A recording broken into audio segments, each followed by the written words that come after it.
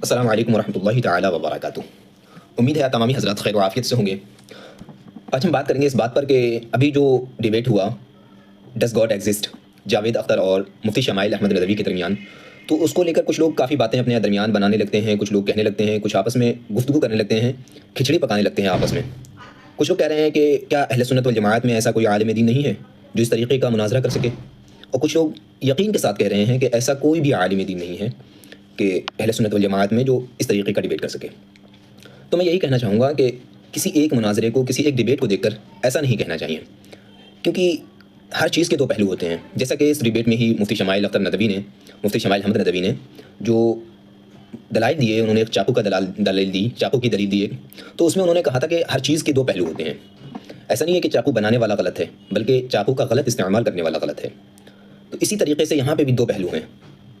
हो सकता है कि अहले सुन्नत वल जमाअत में ऐसे उलमाए दीन हैं, लेकिन कोई उनका मुनाज़रा एक्सेप्ट नहीं कर रहा हो, कोई उनका चैलेंज एक्सेप्ट नहीं कर रहा हो, या ये भी हो सकता है कि किसी वजह से वो खामोश बैठे हों।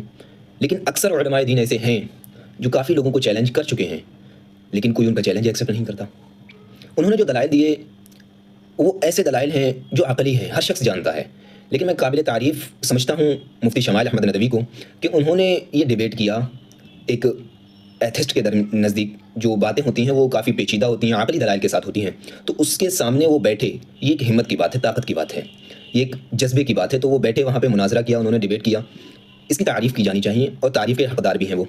लेकिन इस डिबेट को देखकर ये कहना कि सामने वाली पार्टी में, सामने वाले फ़िरक़े में कोई ऐसा शख्स नहीं है, अहले सुन्नत वल जमाअत में कोई ऐसा शख्स नहीं है, सुन्नी सहीहुल अक़ीदा में ऐसा कोई शख्स नहीं है जो इस तरीक़े का डिबेट कर सके, तो ये गलत होगा।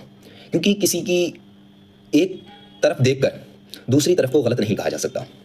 जैसे मैं आपको मिसाल के तौर पे कहूँ कि अगर कोई तकरीर करने वाला एक अच्छा तक्कार हो, तो उसको एक अच्छा आलिम नहीं समझा जा सकता, क्योंकि तकरीर कुछ लोग बचपन से सीखने लग जाते हैं। तो गैर आलिम भी बहुत अच्छी तकरीर कर लिया करते हैं आलिम के मुकाबले में। कभी कभी बहुत बड़े आलिम दीन जो दरस व तदरीस में अपनी ज़िंदगी को गुजारते हैं, वो पूरी ज़िंदगी अपनी तकरीर करना नहीं जानते।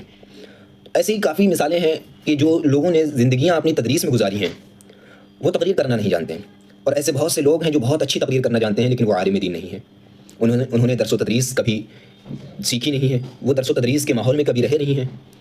तो इन चीज़ों को देखकर कभी आप ये अंदाज़ा नहीं लगा सकते कि तकरीर करने वाला है तो बहुत बड़ा आलिम है, दरस व तदरीस